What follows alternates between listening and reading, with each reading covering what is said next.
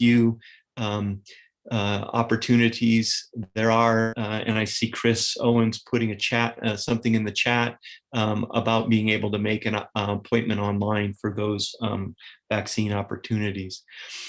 We continue to do some testing and screening on campus. And our screening site is still operational in vocational arts. We also have screening opportunities available on the Meridian and the Meridian and Idaho Falls campuses. This screening will continue into the summer. We have small numbers of screenings continuing. Folks that are walking up, there are some groups that are still being screened. Athletics is still being screened fairly aggressively per NCAA guidance. And so we will continue to have screening on campus and available to the campus community. We also can use that site for supporting travel. So unvaccinated individuals, per CDC guidance, should have screening before and after travel, particularly if you're traveling out of state or utilizing public transportation like airplanes and that sort of thing. Again, that's unvaccinated individuals should have screening before and after. Vaccinated individuals, the CDC guidance is much less prescriptive. And as I've already mentioned about vaccinations, we do have vaccinations available essentially on our campus here at ISU in conjunction with the SIF, Southeast Idaho Public Health site. Typically that's on Thursdays and Fridays.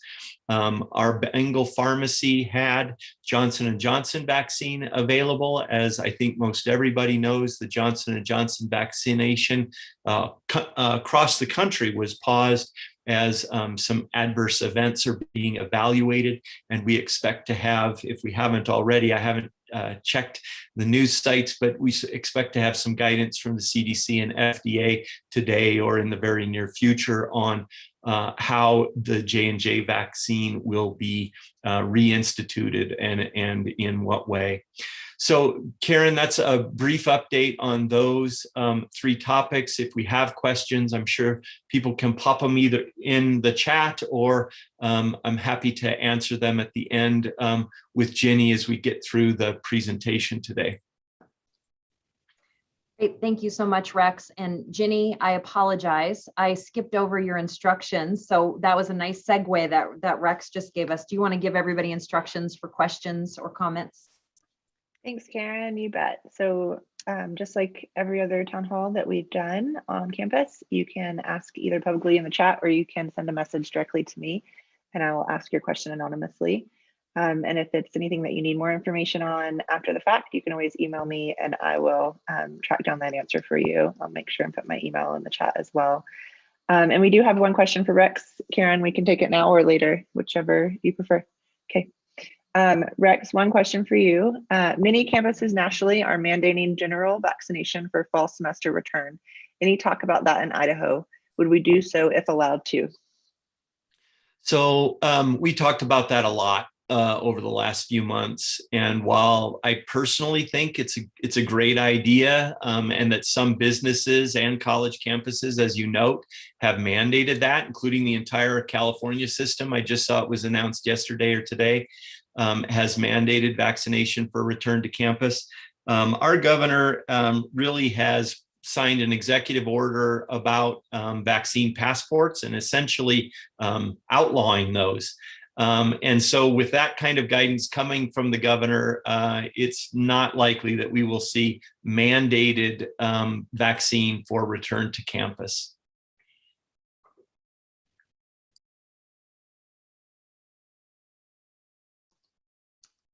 Okay, so if you do have other questions for Rex, please go ahead and just follow Ginny's guidelines here and we can address those at the end. We'll make sure we have time for that. So we're going to move into some pieces on Roaring Back and I'm going to cover these. This is basically about our back to work plan, our fall 2021 plans, and any questions you have for this, we will address at the end of the town hall. The first thing that I want to bring everybody's attention to, and we sent this information out to the deans as well today, so you may have gotten this communication already, but our ISU Counseling and Testing Center is providing a compassion fatigue workshop, which will be held on April 30th at noon. And basically, we have all in the past year provided a significant amount of emotional and social support to our students, first and foremost, and to each other. And that certainly can take a toll on our quality of life and our quality of work. And so our Counseling and Testing Center faculty and staff have done a very thorough and thoughtful job of putting together a workshop to help us kind of get through this fatigue, get through the end of the semester, be refreshed and ready for fall. So if you have any other questions about that, we can pop that information into the chat and the RSVP. So please feel free to attend that if you are interested and you have the ability to do so. It will also be Zoom recorded for you. I wanted to talk a little bit about fall semester 2021. We know that the fall semester schedule has been in flux for quite a bit this past spring semester. We started off with COVID capacity, and then when our COVID health situation improved, we decided to make a shift back to prioritizing face-to-face. And so I want to just briefly address we've sent out a lot of communication on this, and I'm sure department chairs and deans and associate deans have helped clarify this, but there do seem to be some questions that continue popping up that I want to make sure are clarified for everybody. First of all, the term high flex has gone away. However, the mode of high flex has not. So as we were all teaching in the fall schedule, what we knew high flex to be was students would sign up for a high flex class, and they could essentially make the choice to come face-to-face, attend face-to-face, or attend online, and that could shift back and forth regardless. And that was a very important and critical flexibility for us to offer our students, as we had so many of them with COVID and needing to quarantine and those types of things. What we have now is all of our classes that are high flex in nature, where we will have a face-to-face component and an online component. We have actually cross-listed. If you have one of these classes, what we've asked you to do is cross-list your face-to-face class with a synchronous online class. And that does a couple things for us. So say, for example, you have 30 students in a class, that's your cap. You might have 20 seats for face-to-face, and you might have 10 seats for a synchronous online. You're teaching through that OWL or whatever high flex methodology you have available to you in the classroom. What that does is the students who sign up face-to-face, they are then expected to be there face-to-face throughout the semester. The students who sign up for the online synchronous are expected to be there in an online or Zoom format, online synchronous format. And what this helps us do is identify how students really want to sign up for their classes. Are we seeing that most students want face-to-face? Are we seeing that most students want online?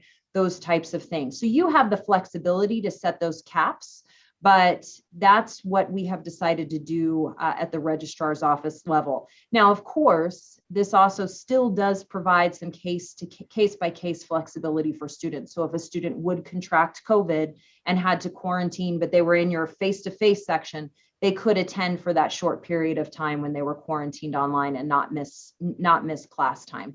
So high flex is not gone, but we're not using that same terminology so as not to confuse students. So if you have questions on that, certainly we can address those at the end of this town hall. But if you have additional questions, we would be happy to address those at the Office of Academic Affairs.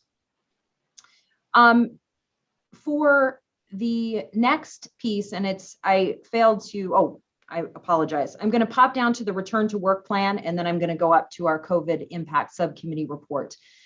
In an effort to move back to and prioritize not only face-to-face classes, we are moving back to prioritizing our face-to-face work life again. And so I'm sure many of you saw the memo that came out a little bit earlier. I think it was last week, about the phase back to face-to-face. So the first part of this phase back is that all 12-month employees will be returning to campus on June 28th in the process of making all areas functional by August 2nd, which is about a week before faculty are back on contract. If you're a 9, 10, or 11-month faculty member, you of course will return to work as scheduled. So in that August timeframe, if that's what your contract looks like. Work from home exceptions will still be allowed, but those need to be documented in the telecommute contract that we have on place. So if that is something that you need to do and you want to explore with your supervisor, please do so in that manner, and they can guide you and walk you through that process. So if there are any questions on that, certainly you can contact the Office of Academic Affairs or the Office of Human Resources, and we can help with that. So I would like to now turn it over to Laura and Rick to give you the report on the Faculty COVID Impact Subcommittee. Great, thanks, Karen. This is Rick Wagner. Laura Ahola Young is here as well, but we flipped a coin and decided I'll go ahead and talk. With time and everything we have, I'm going to try to do this quickly. But I'll start with this. The report of this subcommittee has officially been passed on to Academic Affairs now, and we are planning on getting it, the whole report, out to everyone in the campus community. Karen, I don't know if we've figured that one out yet, but I know that we're going to have it happen as soon as we can. It might come from Faculty Senate or it might come from Academic Affairs. But if you're interested in seeing the entire report, it will be made available to everyone. So I'm not going to try to read the whole thing right now, but I do want to hit the highlights. And the biggest thing would be that the committee in the fall, when we first started meeting, we decided one of the best things we could do would be to do a survey to really try to understand and give faculty a chance to really give input on this. And apparently that was the right idea, because we had well over 400 responses to our survey. And given the survey fatigue that I think all of us are probably feeling at this point due to the pandemic, with a response rate that was well above 50% for our entire faculty, I think that indicates how important this was, I think, to all faculty members. So I'm gonna hit the major suggestions that we made in this report.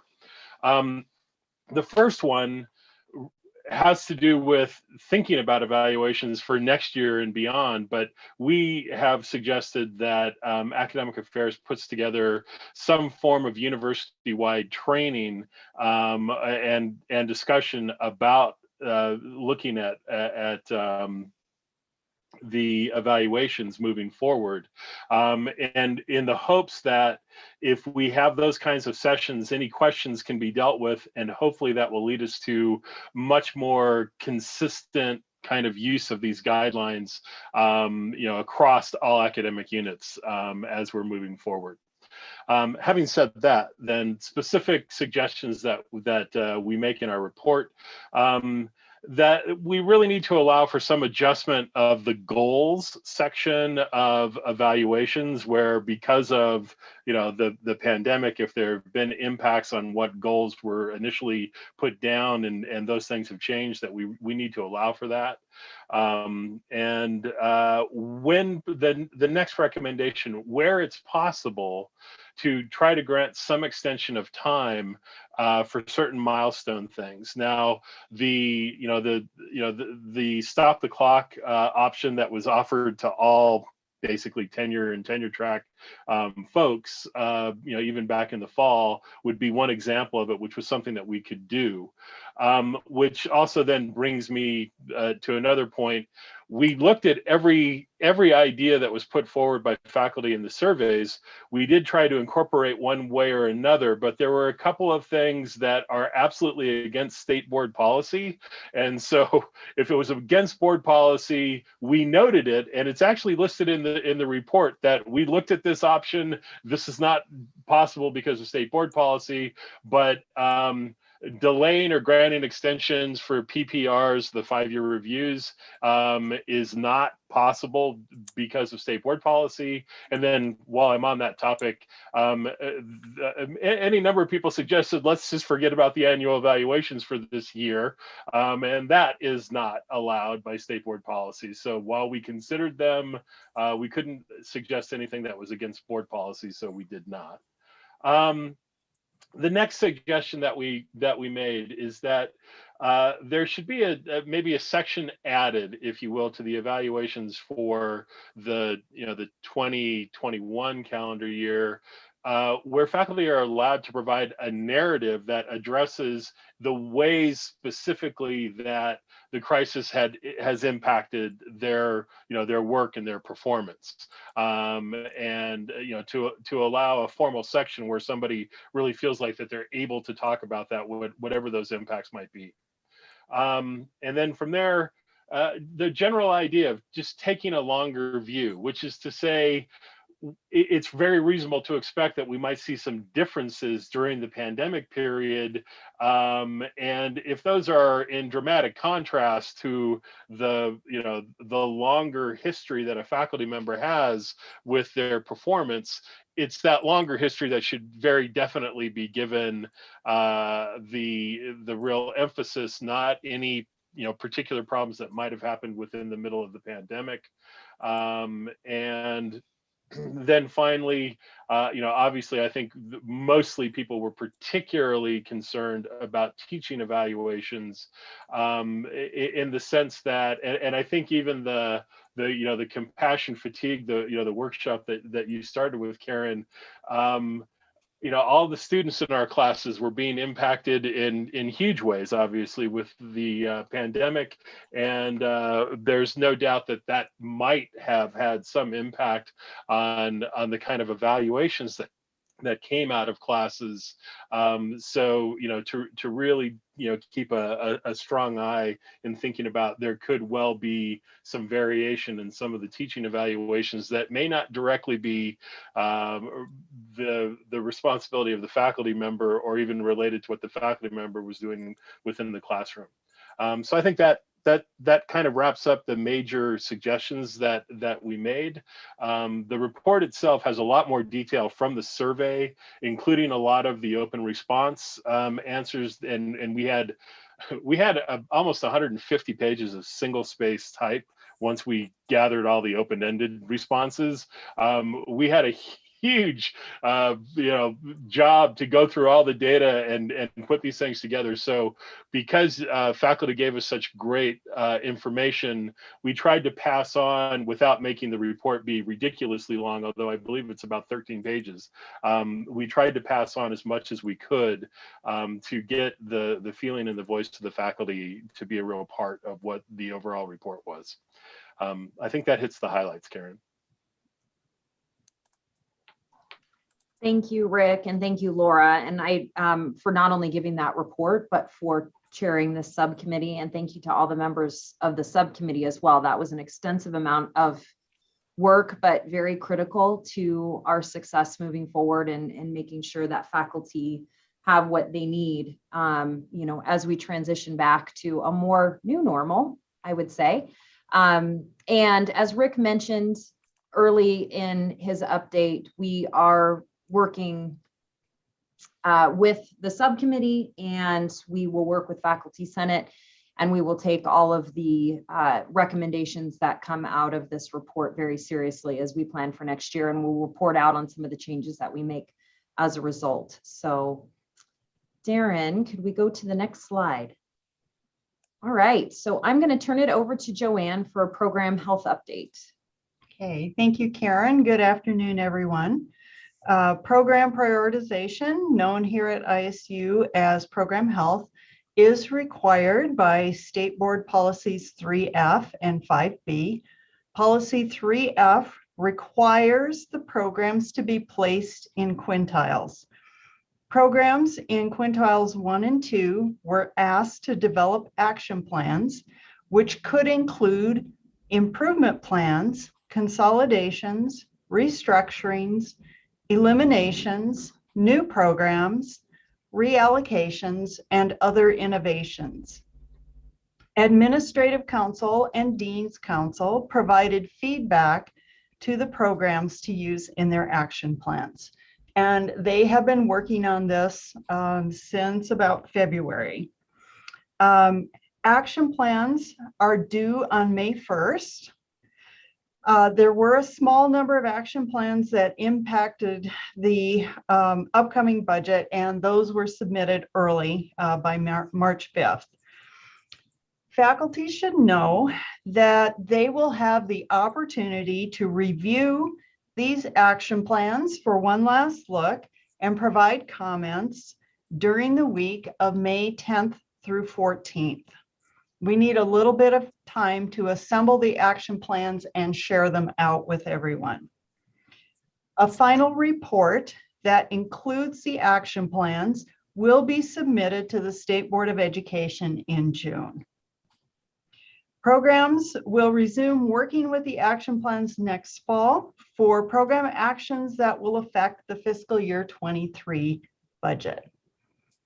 And are there any program health questions before we move on to accreditation?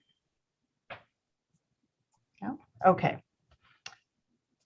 So as you know, the Northwest Commission has a 7-year accreditation cycle. We are in year 7, which means we have a site visit and some reports to file at this time. Our accreditation report, which is due to the Northwest Commission by August 4th, actually consists of 2 reports, one for each of the 2 standards. The year 6 report addresses standard 2, and the year 7 report addresses standard 1. In the future, these 2 reports will be submitted a year apart, but because of the transition from the 2010 standards to the 2020 standards, the Northwest Commission required us to submit the 2 reports concurrently. The report will be available for review on August 4th at the URL listed on this slide. The site visit is scheduled for October 6th through 8th. We don't yet have the meeting schedule, but we do know that the chair of our peer review team is the Director of Academic Assessment and Accreditation at UNLV. A number of different groups will meet with various members of the peer review team for the site visit. To keep you informed, a series of articles in ISU Today will explain the process and what to expect. So far, we've had What Does Accreditation Mean for ISU, which was published on April 5th. Who is our accreditor was on March 18th. And we'll have several more throughout the summer and into the fall. The articles are also posted on Academic Affairs website under Institutional Effectiveness Accreditation. And are there any questions on our upcoming accreditation? Okay, thank you. Thank you, Joanne.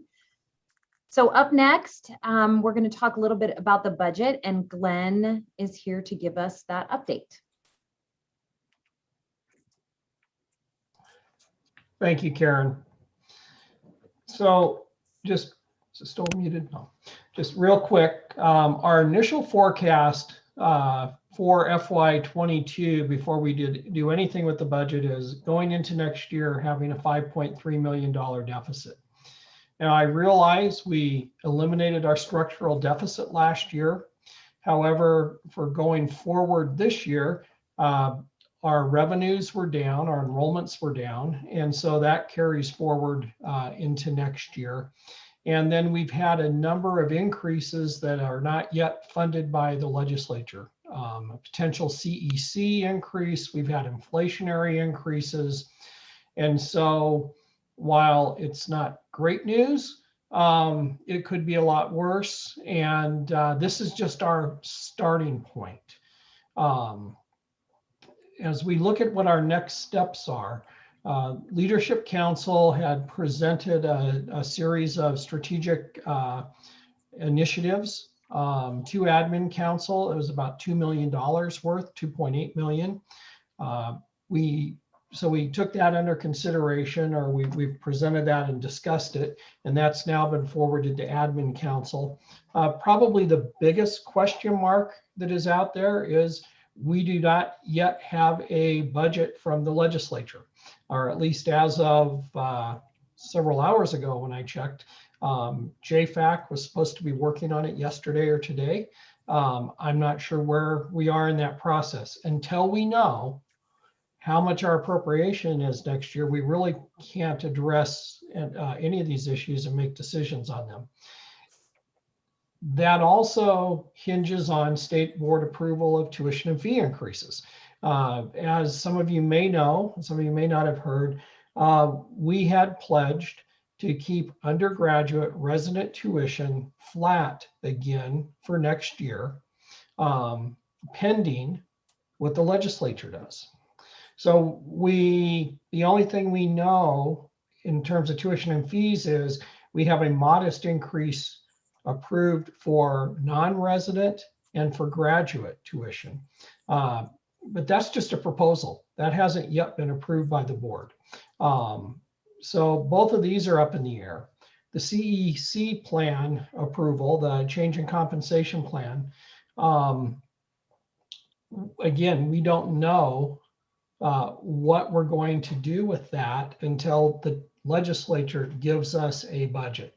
So this has probably been one of the more I don't know updates I've given since I've arrived on campus 2.5 years ago. I wish I had more solid information to give you. And when this meeting was planned, we had hoped we would have more solid information, but everything's really hung up in the legislature right now. Once we get that budget information from the legislature, we will then look at all of these other aspects, and admin council will then take into consideration what we heard from leadership council to prepare a budget. Now, if there are significant decreases in that appropriation, that may send something back to leadership council, but we really have not, we're not planning on hearing the worst. And I just want to be open and transparent and let you know where we are today. So I'm sure there'll probably be some questions at some point, Karen. So I'm here. Thank you, Glenn. And we'll just wait for questions until the end for all of our pieces. I think we'll have time for that. Our last update today is from Brian Sagendorf on the changes in employee compensation. So Brian. Hey, good afternoon, everyone. Thank you for inviting me to be here today. So this update also is now in a bit of a holding pattern regarding the change in employee compensation package, as Glenn was mentioning a moment ago. But just to kind of give a little more context of where the recent history on this, in March, the state issued guidance to all state agencies to make preparations and guidance to distribute up to a 4% CEC at state agencies. And how that had been comprised was basically 2% funding for FY21 and 2% for FY22. It is important to note that the funding mechanism in higher education at ISU, Boise State, LCSC, et cetera, is different than other state agencies that are fully funded by state appropriations. The state considers a portion of our state appropriation to be our tuition and fees. So we actually were never scheduled to receive a full 4% of funding to distribute in a CEC. We did begin preparations to plan for an approximate 2.5% CEC package based on what we presumed to be the available funding to us. But as Glenn mentioned a moment ago, on April 7th, the legislature voted down the higher education budgets, and now we are in a holding pattern. So our funding now is unclear. We're hoping to receive additional guidance soon so that we could potentially still implement some type of CEC package. But we have to wait and see what JFAC comes back with and what the legislature will approve in terms of the higher education budget. One little item of note, with regard to the CEC, if we have the available funding to do that. There was a new item in the requirements for CEC eligibility this year. The state was requiring that everyone complete state mandated training in terms of cybersecurity and respectful workplace training. So I know many folks have been getting messages and some additional communications and guidance from the HR team on that. And we really appreciate everyone's response and participation in those trainings here over recent weeks and months. So that is something to just be aware of, that moving forward, that is going to be an expectation that the state requires in our CEC distribution. But most importantly, we hope to have more information on the funding availability soon. That is it, and I will stay on and be available for any questions as well, Karen. Thank you, Brian. And I'd like to thank Glenn and Brian. It's a very, very difficult situation for the entire institution to be in, to not have an appropriation yet and to have these important big decisions made. And so we were hoping, as Glenn said, that we would have some more concrete information for you on the budget and CEC from the legislature. We don't, but we will communicate that to you as hopefully that moves forward sooner rather than later. So now Ginny will open it up for questions. Thanks, Karen.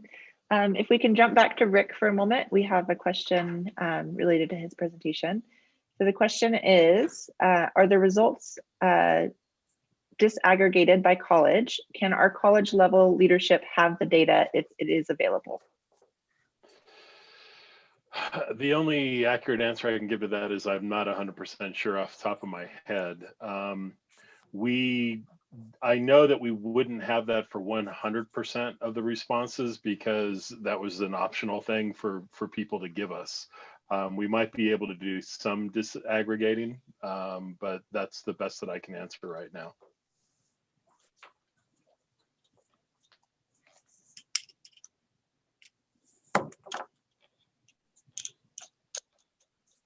Okay, thanks, Rick.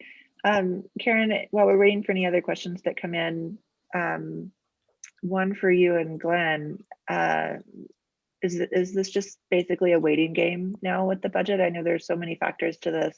Is there anything that any of us can do to help? What can we do?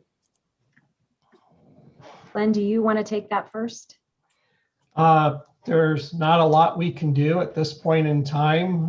It's back with the joint committee at the legislature. And of course, once they develop a budget, it has to go back and be voted on by, I believe, both the House and the Senate.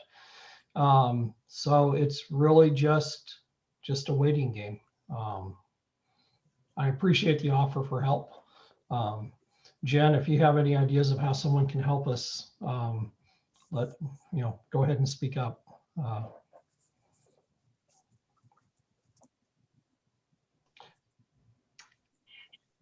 I'd also like to jump in, and this was a conversation that we had at Faculty Senate on Monday night, and I thought it was a very good conversation, and many of the faculty senators will, if they have not already, probably relay this information.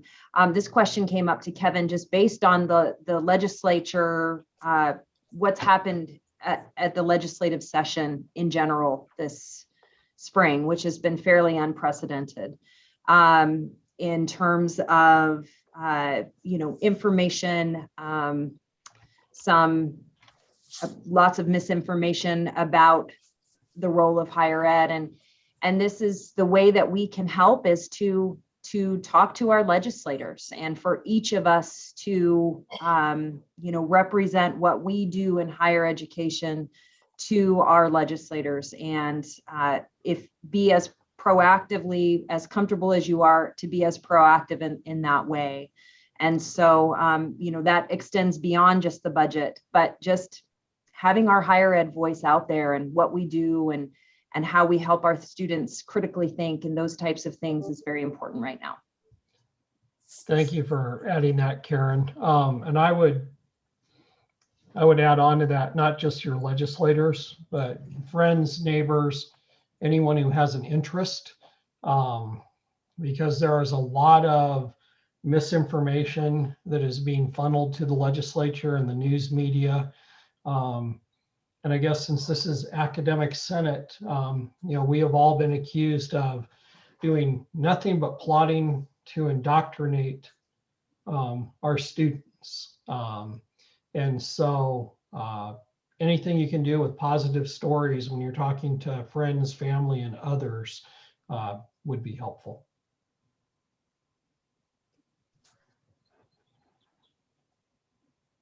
Excellent. Thank you both for that bit of information. That I'm glad to have have some choices there. I feel kind of helpless. Okay, so next question. For in-seat classes in the fall, will there still be requirements for masks, or will there be no remaining health requirements in place? Is Rex still on the line? Yep, I'm still here. Rex, would you mind addressing that? Yeah, Jenny, could you just kind of broke up at the end. Do you mind repeating it? You bet. For in-seat classes in the fall, will there still be requirements for masks, or will there be no remaining health requirements in place? I think that's still premature for us to be able to answer that. And I wish we could say that we're going to be 100% back to, say, fall of 2019 kinds of standards. I think that's our goal. I think it's going to depend on vaccine uptake and how much disease is actually occurring within the community overall. So our goals are to have regular class spacing and regular activities and regular athletics and arts events and all of those kinds of things for the fall. But we just, don't, even after we've been practicing for 14 months with our crystal ball, we're still not that good with it yet. And so, unfortunately, I can't really answer that, but, it's our sincere hope that we're going to be pretty close to back to normal. Excellent. Thanks, Rex. Our next few questions are different categories. So I'm going to be bouncing around just a little bit. Karen, for this one, someone missed the beginning of the meeting and they wondered if you could describe how the fall schedule is looking now and any other class delivery patterns that you could summarize for us. That's a great question. I actually can't give you an overview of what the fall schedule is looking like now. If you're looking for what are the number of face-to-face, the old high flex, which would be face-to-face and online synchronous. I don't have those numbers. I do have a call into the registrar's office and can give those to you. I can tell you some very good news that our enrollment numbers are up right now, based not only compared to last year, but compared to spring 2019, which is very, very good. So as of right now, our enrollment is looking very strong. Stacy Phelan, our Vice President of Enrollment Management, gave a great update on that this morning. So I hope that answers that question. I can certainly get those numbers for the deans and get that information for the deans and then out to the faculty as quickly as possible. Make a note of that. Okay. Thanks, Karen. And while I have you, I'll direct this one to you as well. Okay, I'm going to generalize this question a little bit.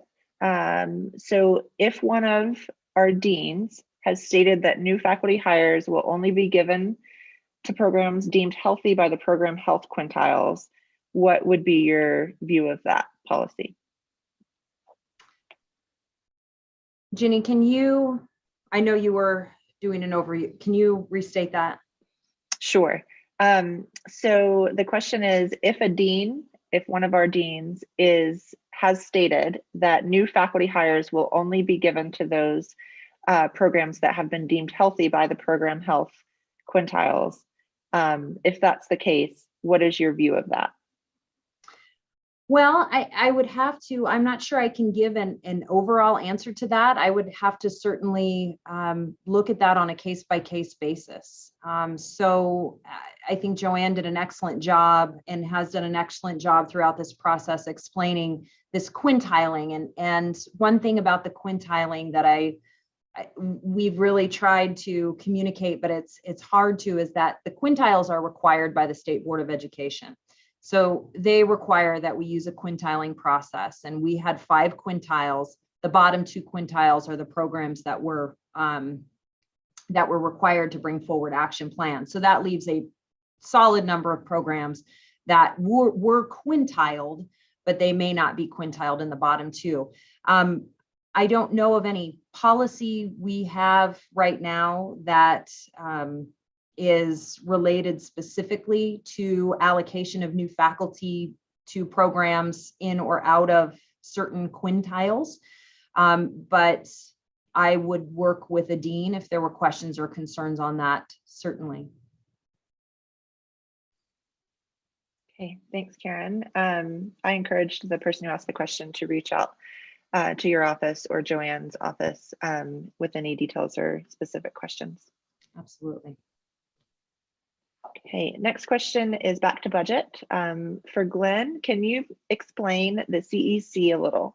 If the legislature / State Board of Education does approve a 2% plus 2%, why would there only be 2.5% available at ISU? That is a good question. Thank you for asking that. When the legislature approves our CEC plan, they do not fully fund it. It may be a 2% plan. However, we only receive funding for about 1.25%, anywhere from 1 to 1.25%. And typically we fill in the difference through raising tuition. But if we are not unable to raise tuition, they've essentially have not given us enough money for a 2% plan. So I realize there's some messaging that may be confusing coming out of state government. When we receive messages that say there will be a 2% increase for everyone, that's a 2% plan that is based upon our appropriated budget. And so that's no different this year than it's been in the past. But the one difference this year is at this point in time, we're not planning to increase tuition and fees. So the only way we could actually give a pool of 2% of raises is to then find money for about 0.75%. And the same scenario for the 2% that was approved last year. And prior to the holdbacks from the governor, the presidents and the state board had negotiated with the governor that last year we could take the 2% they gave us, create a pool and spread that across, and we wouldn't have to give 2% on average to everyone because we were not raising tuition last year.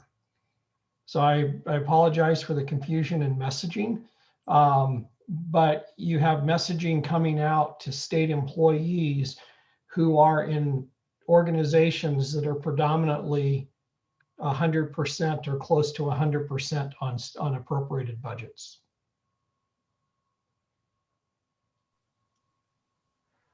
Okay, great. Thanks, Glenn. Karen, that is the last of our questions. I'd be happy to turn it back over to you now for any closing remarks.